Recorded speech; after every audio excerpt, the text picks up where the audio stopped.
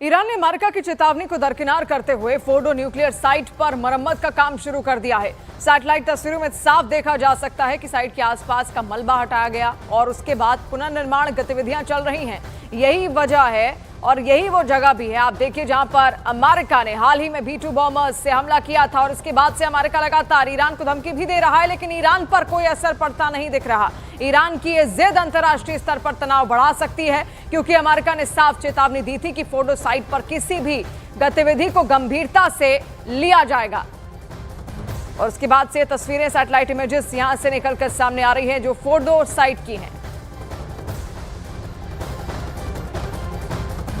और सवाल है कि क्या ईरान पर अब ट्रंप 100 गुना बड़ा हमला करने जा रहे हैं? क्या तुर्की और पाकिस्तान मिलकर ईरान के खिलाफ जासूसी मिशन चला रहे हैं? ये सवाल इसलिए उठ रहे हैं क्योंकि कुछ खुफिया रिपोर्ट्स में दावा किया गया है कि पाकिस्तान और तुर्की चाहते हैं कि किसी तरह से ईरान का यूरेनियम तबाह हो जाए और खamenei का शासन भी ईरान में खत्म हो जाए। इसी लालच में पाकिस्तान और तुर्की अमेरिका के जरिए इजरायल को मदद कर रहे हैं।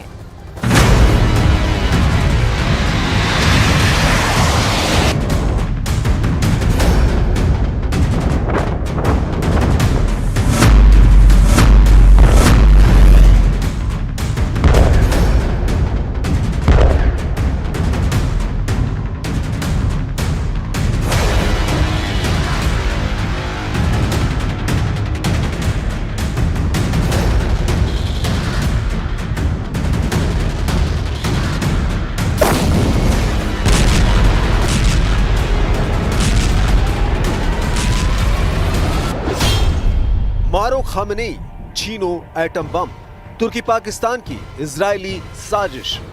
ईरान के 30 टॉप कमांडरों के जनाजे की तस्वीरें देखने के बाद जिस तरह से ट्रंप ने ईरान के सुप्रीम लीडर खामेनेई को जान से मारने की धमकी दी है, उसने सवाल खड़े कर दिए हैं कि आखिर ट्रंप ईरान पर दोबारा 100 गुना बड़ा हमला क्यों करना चाहते हैं। हम आपको दिखाने जा रहे हैं ईरान की तबाही के पीछे दो मुस्लिम मुल्क पाकिस्तान और तुर्की की वो इजरायली साजिश सामने आई है जिसने ईरान तक के होश उड़ा दिए हैं। खबरों में दावा किया गया है कि ईरान पर अमेरिका के सटीक हमले और टॉप ईरान कमांडरों और परमाणु वैज्ञानिकों की हत्या के पीछे कहीं न कहीं पाकिस्तान और तुर्की की खुफिया एजेंसी भी शामिल है। दावा किया जा रहा है कि पाकिस्तान और तुर्की दोनों ही ईरान की तबाही से खुश हैं, क्योंकि अगर ईरान एटम बम बना लेता है तो मुस्लिम मुल्कों में पाकिस्तान की एटमी शक्ति की धाक खत्म हो जाती है, जबकि मुस्लिम मुल्कों का खलीफा बनने का ख्वाब देखने वाले तुर्की को ईरान की तबाही से खुद को खलीफा साबित करने का मौका मिल गया है। लेकिन पाकिस्तान और तुर्की दोनों को ईरान की तबाही की अभी अधूरी खुशी मिली है।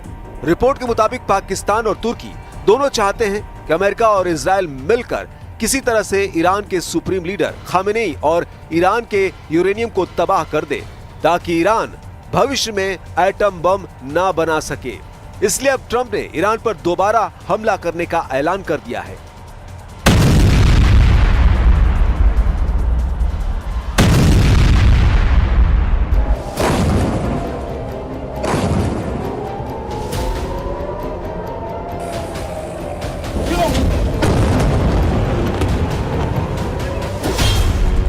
ईरान पर 100 गुना बड़ा हमले को तैयार ट्रंप। क्या राष्ट्रपति ट्रंप ईरान पर 22 जून से भी बड़ा हमला करने जा रहे हैं? ये कयास इसलिए लगाए जा रहे हैं कि ईरान के सुप्रीम लीडर खामेनेई, विदेश मंत्री अब्बास अरागची और ईरान के बचे हुए टॉप जनरल पूरी दुनिया में चीख कर दावे कर रहे हैं कि हमने इजरायल और अमेरिका को जंग में हरा दिया है। तबाह ईरान के इन्हीं दावों से इजरायल और अमेरिका बुरी तरह से चिढ़ गए हैं। उन्हें लग रहा है कि ईरान हारने और भीषण तबाही झेलने के बाद भी इस तरह के बयान कैसे दे सकता है। यही वजह है कि अब 100 गुना बड़ा हमला ईरान पर दोबारा करने की तैयारियां की जा रही हैं। ट्रंप ने ईरान को धमकाते हुए कहा है, मैंने खामेनेई को भयानक मौत से बचाया है। ईरान के supreme leader Ayatollah Ali Khamenei जीत के झूठे दावे कर रहे हैं। मैंने खामेनेई को एक भयानक और अपमानजनक मौत से बचाया। मुझे ये भी उम्मीद नहीं है कि वे मुझे इस तरह से शुक्रिया कहेंगे। अमेरिकी राष्ट्रपति ने दावा किया कि वो खामेनेई के ठिकाने से वाकिफ थे, लेकिन उन्होंने इजरायल और अमेरिकी सेना को उनकी हत्या से रोका, जिससे उनकी जान बच गई। उन्होंने आगे कहा, ईरान ग्लोबल सिस्टम में शामिल होने की जगह गुस्सा और दुश्मनी दिखा रहा है। जिसकी वजह से उनकी सेना, इकोनॉमी और भविष्य बर्बाद हो चुका है। I'm putting out a little statement. I'm going to respond to the Ayatollah's statement yesterday that we won the war. Oh, God, we won the war. And I said, look, you're a man of great faith, a man who's highly respected in his country. You have to tell the truth. You got beat to hell. And Israel was beat up too. They were both beat up. And it was a great time to end it. It was quick. They got the hate out. There was a lot of hate. A lot of hate. It would be great if they didn't have that hate. But the last thing they're thinking about is nuclear weapons right now. उधर ईरानी राष्ट्रपति Masoud Pezeshkian ने कहा कि अगर Israel के हमलों का जवाब नहीं दिया जाता तो इससे पूरे क्षेत्र में बड़ा और बेकाबू युद्ध शुरू हो सकता था। पेजेश्कियान ने ये बात बेलारूस के मिन्स्क में चल रहे चौथे यूरेशियन आर्थिक मंच में ऑनलाइन जुड़कर कही। उन्होंने बताया कि इजराइल ने ईरान की जमीन पर हमला किया था और ईरान की सेना ने संयुक्त राष्ट्र के नियमों के मुताबिक इसका सही जवाब दिया। पेजेश्कियान ने कहा कि उस वक्त ईरान और अमेरिका के बीच ईरान के परमाणु कार्यक्रम को लेकर अप्रत्यक्ष बातचीत चल रही थी, तब इजराइल ने ईरान पर हवाई हमला कर दिया। पेजेश्कियान ने कहा, ईरान की शांतिपूर्ण परमाणु सुविधाओं पर अमेरिका और इजराइल का हमला अंतर्राष्ट्रीय नियमों का गंभीर उल्लंघन है, क्योंकि ये परमाणु सुविधाएं IAEA की पूरी निगरानी में है। رئیس جمهور آمریکا در شرح اونچه که واقع شده بود بزرگ نمایی غیر متعارفی کرد. معلوم شد که به این بزرگ نمایی احتیاج داره در صورتی که تعرضی صورت بگیره. هزینه دشمن، هزینه متعرض قطعاً بالایی خواهد بود. फिर एटमी अड्डे बनाने में जुटा ईरान, हमला करेगा अमेरिका।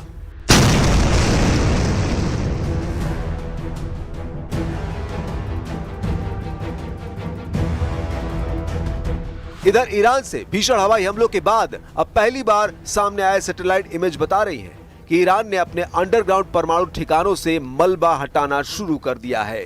तस्वीरों में साफ दिखाई दे रहा है कि फोर्डो न्यूक्लियर फैसिलिटी के पास खुदाई का काम जारी है।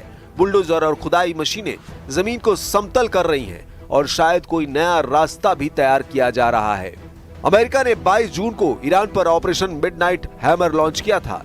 इसके जरिए ईरान की 3 न्यूक्लियर साइट्स पर हमले किए गए। इन हमलों के बाद जो धमाका हुआ, उससे जो रोशनी निकली, उसे देखकर ऐसा लगा जैसे सुबह हो गई है। एक अमेरिकी पायलट ने हमले को याद करते हुए कहा कि उसने अब तक की सबसे चमकदार रोशनी देखी थी। इसे देखकर ऐसा लग रहा था जैसे सुबह हो गई। 14,000 किलोग्राम वाला GBU-57 बमों के विस्फोट के कारण धरती कांप उठी। फोर्डो न्यूक्लियर साइट खासतौर से पहाड़ों के अंदर बनी है, जिस कारण हमले के लिए इन बमों का इस्तेमाल किया गया। भीषण हवाई हमलों के बाद अब पहली बार सामने आए सैटेलाइट इमेज बता रहे हैं कि ईरान ने अपने अंडरग्राउंड परमाणु ठिकानों से मलबा हटाना शुरू कर दिया है। यही वजह है कि अमेरिका और इजराइल फिर से ईरान पर हमला करने की तैयारी कर रहे हैं। अगर ईरान पर दोबारा हमला हुआ तो ये तय मानिए, इस बार अमेरिका और इजराइल सुप्रीम लीडर खामेनेई को जान से मार सकते हैं और ईरान में मौजूद 10 एटम बम के लिए जरूरी 408 किलो यूरेनियम को भी तबाह कर सकते हैं। इधर ईरान में जंग के दौरान मारे गए कमांडरों और वैज्ञानिकों के जनाजे निकाले गए हैं, जिसमें हजारों ईरानी शामिल हुए।